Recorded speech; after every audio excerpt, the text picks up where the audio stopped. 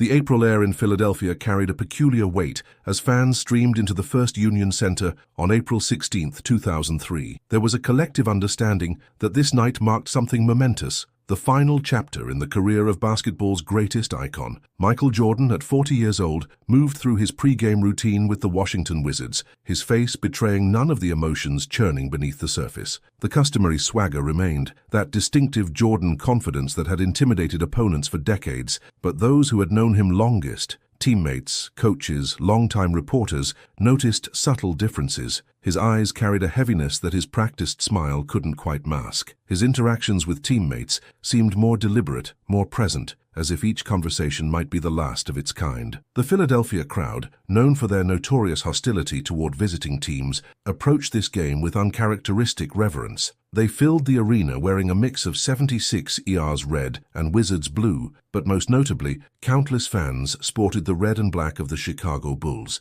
Jordan's true basketball home in their minds, regardless of his current uniform. Scalpers outside reported record prices for last-minute tickets, with some changing hands for thousands of dollars. Inside, camera flashes sparkled throughout the arena like fireflies as fans documented every movement of the man they had come to see. This wasn't just another late-season game between two teams with no playoff aspirations. This was basketball history, a chance to say I was there when Michael Jordan played his final 48 minutes. In the visitors' locker room, Jordan sat alone at his locker longer than usual, methodically taping his ankles with the precision of ritual. His teammates gave him space, sensing that his preparation tonight transcended the physical. Assistant coach Patrick Ewing, once Jordan's fierce rival and now his colleague, approached cautiously. "You good, Mike?" he asked, his voice low enough that the nearby reporters couldn't catch the exchange. Jordan looked up, a fleeting vulnerability crossing his face before the familiar mask of determination returned. "Just making sure I take it all in, Pat," he replied, though something in his tone suggested there was more left unsaid. Ewing nodded and retreated,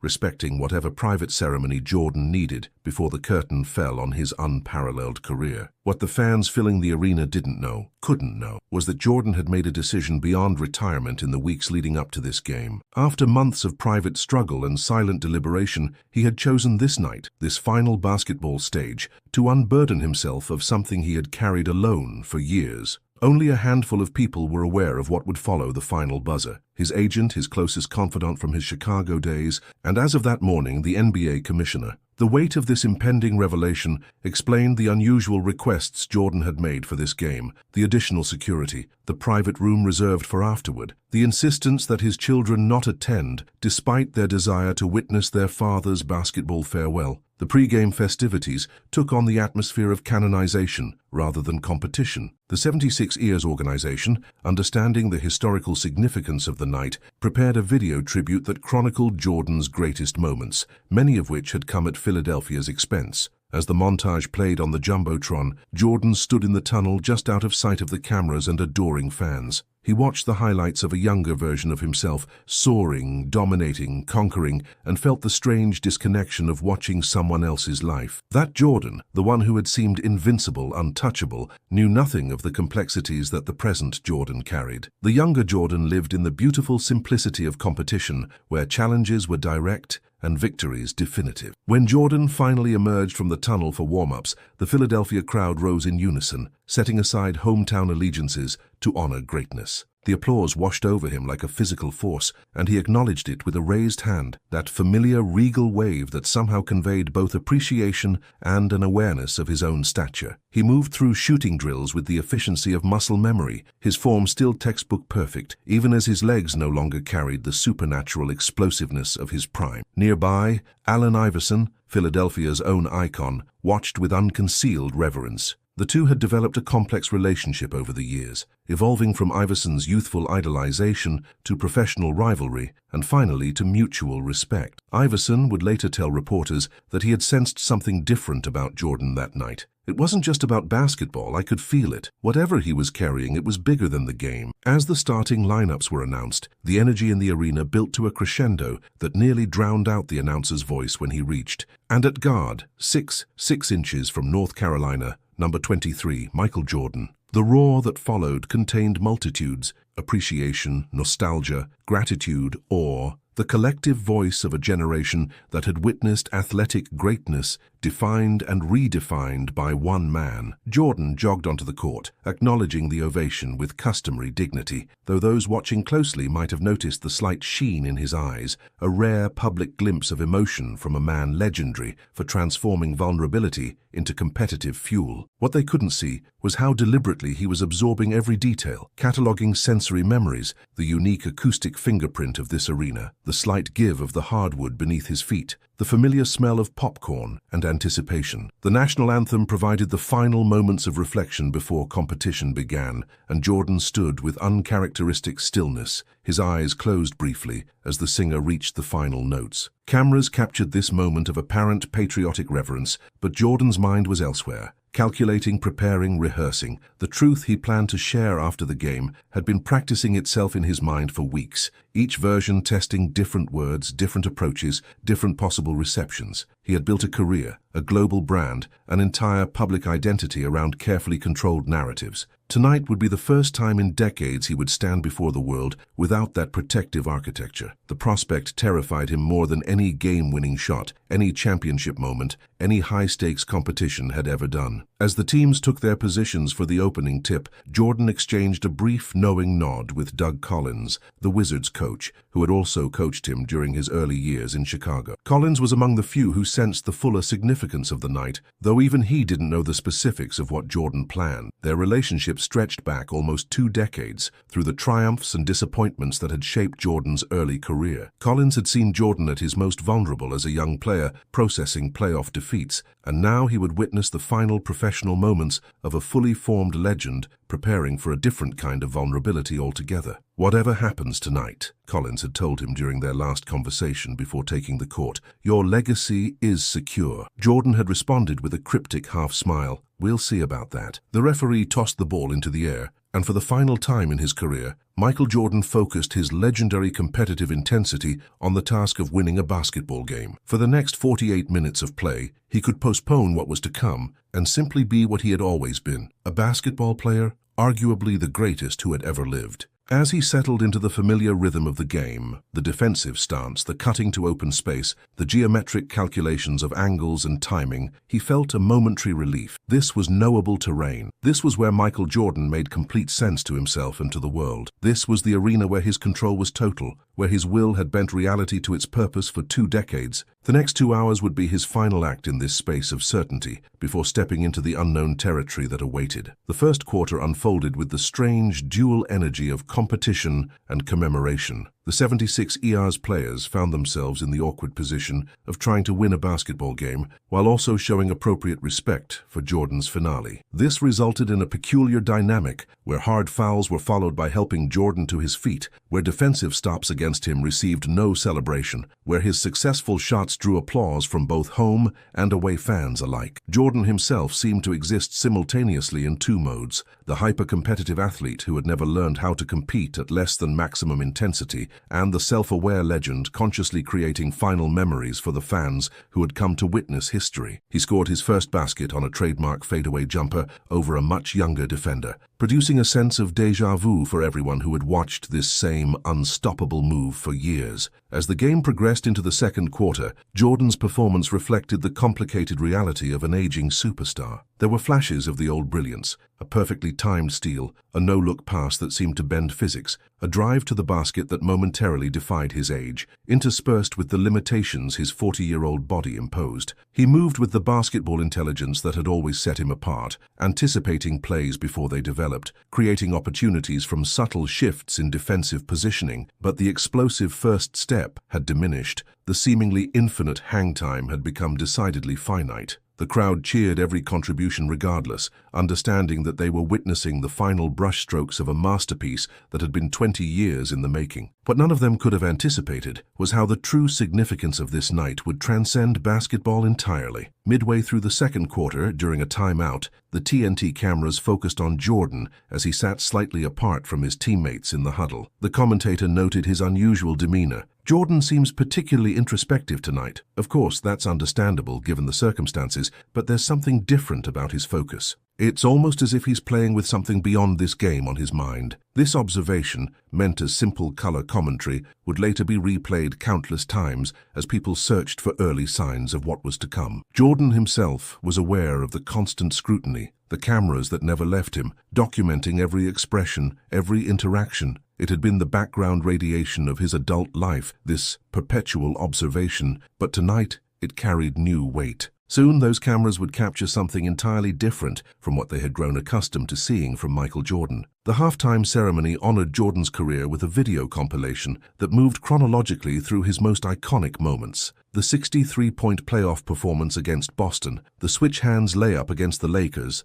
the championship-winning shot over Craig Alo, the shrug after hitting 6 three-pointers against Portland, the flu game, the final shot against Utah that seemed to provide the perfect career conclusion before his second comeback. As the highlights played, Jordan stood at center court, his expression unreadable as he watched his own mythology projected for the crowd. When the tribute ended, the Philadelphia fans offered a 3-minute standing ovation while Jordan acknowledged their appreciation with waves and nods, though those closest to the court noted that he seemed almost relieved when play resumed and attention returned to the present rather than his storied past. The third quarter brought a surge from the 76ers, who seemed to temporarily set aside their reverence and remember that they had a game to win. Allen Iverson, himself a future Hall of Famer, found his rhythm and began carving through the Wizards' defense with the quickness that had defined his career. Jordan, watching from the defensive end, couldn't help but appreciate the symmetry, the younger star asserting his place while the older one prepared his exit. During a sequence where Iverson scored on consecutive possessions, cameras caught a brief exchange between the two. "Still got it, old man?" Iverson had asked with his characteristic swagger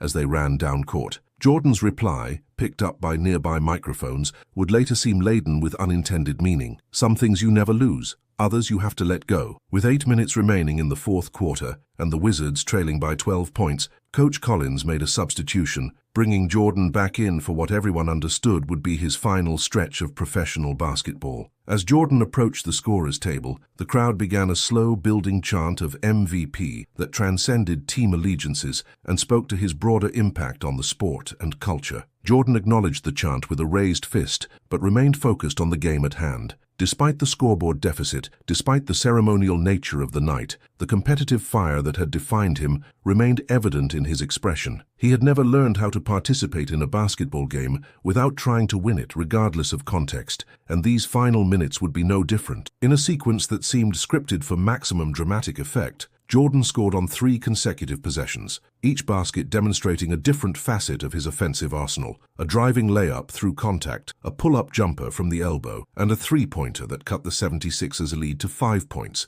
with just under 4 minutes remaining. The crowd, regardless of team affiliation, erupted with each score, the collective recognition that they were witnessing the final embers of a competitive fire that had burned brighter and longer than any in the sport's history. Jordan himself allowed a brief smile after the three-pointer, a rare acknowledgement of the moment's significance, before returning to the focused expression that had been his game face for 2 decades. The 76ers called timeout to halt the Wizards' momentum, and as the teams returned to their respective benches, the arena camera operator made a decision that would later seem prescient. Rather than follow Jordan to the huddle, they panned to the stands, capturing the faces of fans watching history unfold. The diversity was striking. Grandparents who had watched Jordan's entire career, middle-aged fans who had grown up with his posters on their walls, young children experiencing their first and only opportunity to see the legend play. What united them was the recognition that whatever happened in the final minutes, they were witnessing the conclusion of something unrepeatable. What they couldn't know was that the true significance of the night was still to come, that basketball was only part of what made this evening historic. When play resumed, the 76ers reasserted control, extending their lead back to double digits with 2 minutes remaining. The competitive portion of the evening effectively concluded, turning the final moments into a formal farewell. Coach Collins, understanding the symbolic importance of the moment, called a timeout with 1:45 remaining to remove Jordan from the game, allowing him to receive the proper recognition from players and fans. As Jordan walked to the sideline, every person in the arena, players from both teams, coaches, referees, and all 21,257 fans, rose to their feet in a thunderous standing ovation that continued unabated for nearly 3 minutes. Jordan stood at the bench, acknowledging the tribute with raised hands and nods of appreciation, but those closest to him noted the unusual tension in his shoulders, the way his eyes seemed to scan the arena as if searching for something or someone. The game concluded without Jordan returning, the final score a footnote to the evening's true significance. As players from both teams converged at center court, a remarkable scene unfolded as the entire 76 ER's roster lined up to embrace Jordan one by one, an unprecedented show of respect from opponents. Allen Iverson, the last in line, held the embrace longer than the others and appeared to say something that momentarily broke through Jordan's composed exterior. Later, Iverson would refuse to share the exact words, but acknowledge their substance. "I just told him what he meant to me, to the game, to everyone who ever picked up a basketball, and I told him whatever was weighing on him, because you could feel something didn't change any of that." Jordan nodded in response, a flicker of vulnerability crossing his face before he composed himself for the post-game interview that awaited. As Jordan made his way toward the tunnel, his path was blocked by a phalanx of reporters and cameras, all seeking the expected reflections on his final game and legendary career. The TNT sideline reporter positioned herself for what should have been a routine, if emotional, interview about the conclusion of an unparalleled athletic journey. Instead, Jordan gently shook his head and said something that confused the reporter and viewers alike. "Not here. I have a statement to make, but not on the court. There's a press room prepared, 15 minutes. With that cryptic comment, he continued toward the locker room, leaving speculation in his wake. In the broadcast booth, the commentators attempted to make sense of this deviation from the expected protocol, suggesting that perhaps Jordan wanted a more formal setting for his retirement reflections, or that the emotion of the moment required more privacy than a courtside interview allowed. The 15 minutes that followed were filled with mounting curiosity and confusion. In the arena, fans lingered in their seats, despite the game's conclusion, sensing that the evening wasn't yet complete. In the Wizards' locker room, teammates described Jordan as unusually quiet, methodically changing from his uniform for the final time, with ceremonial deliberateness. He spoke briefly with Coach Collins in a private corner, an intense conversation that ended with an embrace more emotional than either man typically displayed. Jordan then took a phone call that teammates described as serious and different, though none could hear the specific content. When he finally emerged from the locker room in a perfectly tailored charcoal suit, his expression had transformed into something few had ever seen from Michael Jordan: nervous resolution. The impromptu press conference was hastily arranged in the arena's largest media room, which quickly filled beyond capacity with journalists, team officials, NBA representatives, and a few select former players who had been in attendance. The energy in the room was unlike typical post-game media sessions. There was a hushed quality, an anticipatory tension that transcended the usual sports narrative. When Jordan entered, flanked by his agent and a single security guard, the customary shouted questions didn't materialize. Instead, an unusual silence fell as he took his position behind the podium, adjusting the microphone with hands that displayed a slight but noticeable tremor. Those who had covered Jordan throughout his career exchanged glances, having never witnessed this particular quality of vulnerability from a man defined by his unshakable confidence and control. "Thank you all for coming," Jordan began, his voice steady despite the evident tension in his posture. "I know this isn't the usual way we do things after a game,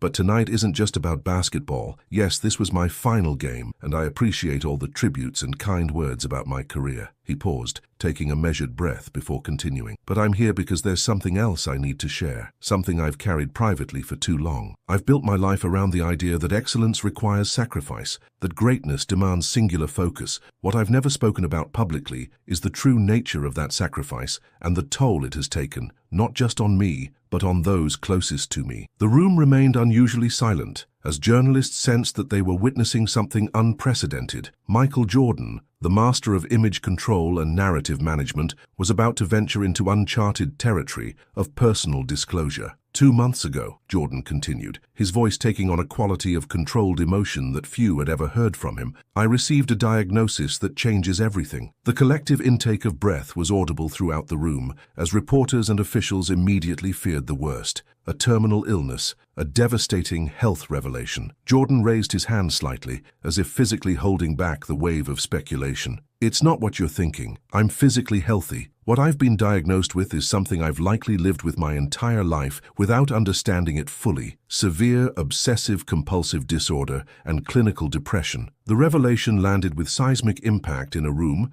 and by extension a sports culture, where mental health discussions were still largely taboo, particularly among male athletes, and especially among black male athletes who had been conditioned to view such acknowledgments as dangerous admissions of weakness. My doctors believe I've been managing these conditions unconsciously through basketball, channeling the obsessive tendencies into practice, using the competition to regulate the depression. The structure of professional athletics provided a perfect container for these aspects of my mind. Jordan's hands gripped the podium as he navigated territory far more challenging than any championship game. The famous stories about my competitiveness, playing cards all night before games, the punishing practice routines, the grudges I carried for years, they were symptoms, not just character traits. My relentless drive wasn't just about winning, it was about outrunning something inside myself that I didn't understand and couldn't name. The revelation recontextualized the Michael Jordan mythology in real time, offering a new lens through which to view the pathological competitiveness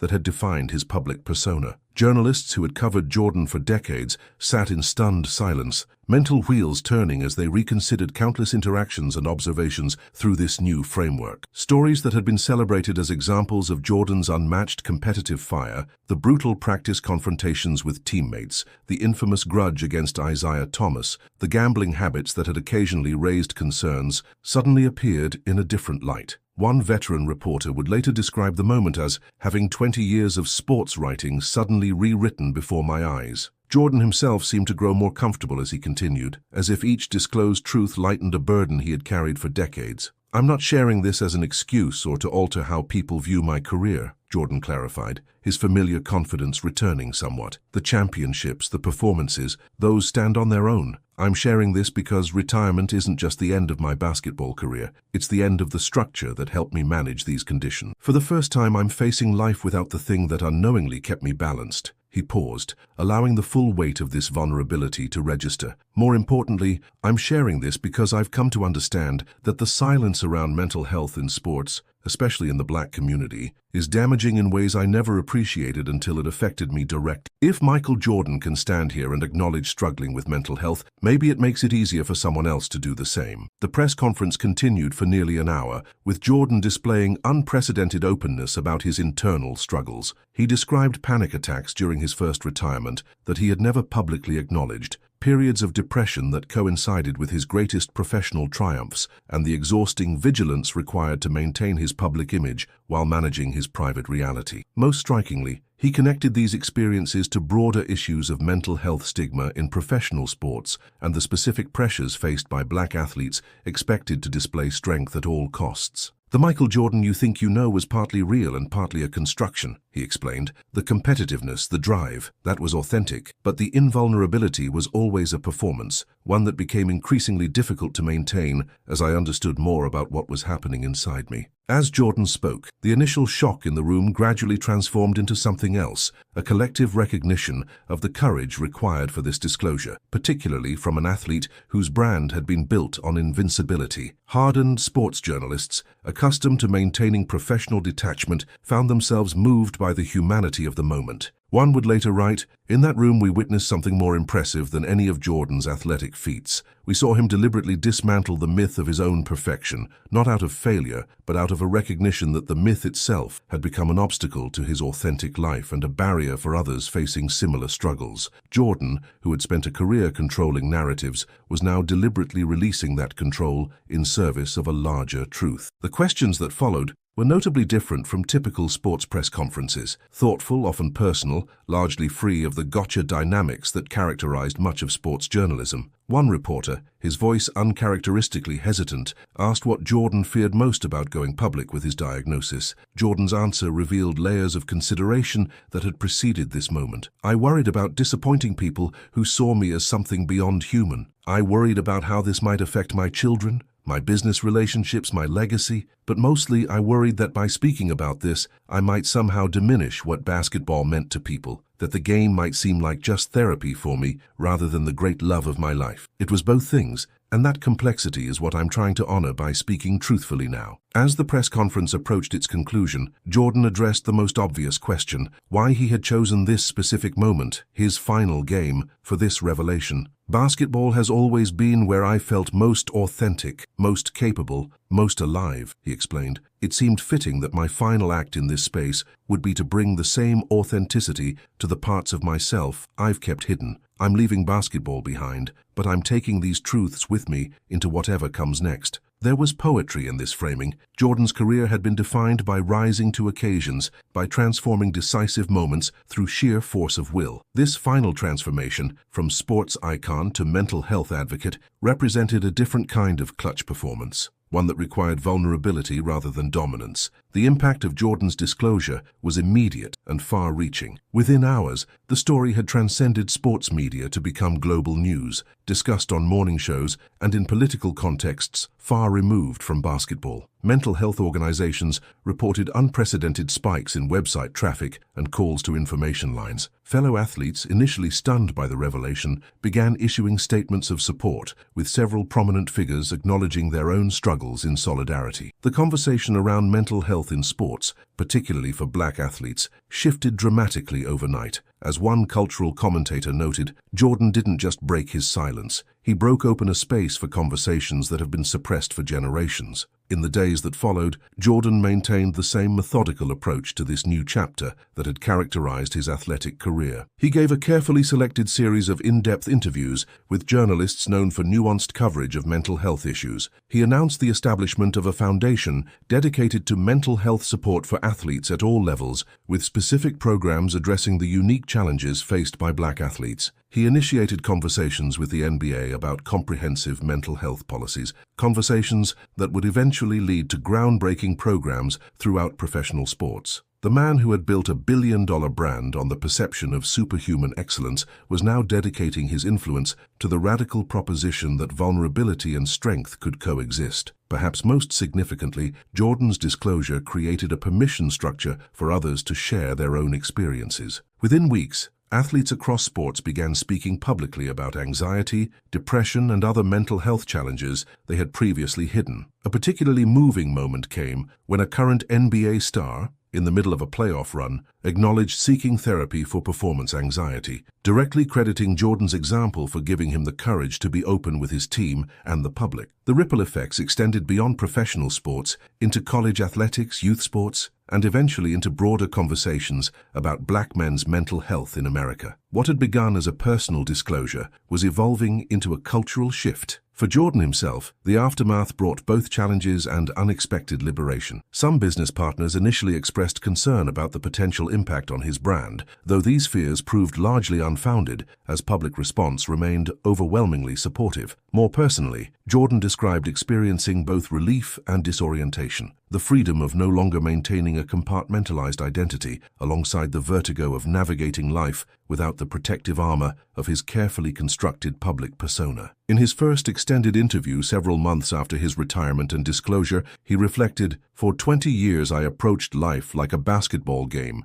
strategic, competitive, always keeping score. Now I'm learning to experience moments without immediately ranking them, to find value in things that aren't about winning or losing. It's the hardest transition I've ever made, but also the most necessary." A year to the day after his final game and historic press conference, Jordan returned to Philadelphia for the unveiling of a mental health center for young athletes that bore his name. The facility, funded through his foundation, represented a tangible manifestation of his new mission. Standing at the podium, looking out at a gathering that included mental health professionals, former teammates, young athletes, and many of the same reporters who had witnessed his disclosure a year earlier, Jordan appeared noticeably different, more relaxed, his famous intensity channeled in new directions. "A year ago I thought I was closing a chapter of my life," he told the assembled crowd. "What I didn't understand then was that I was actually opening a door, not just for myself but for countless others who have been silently carrying the same burdens." That night in Philadelphia wasn't the end of my story. It was the beginning of a more honest one.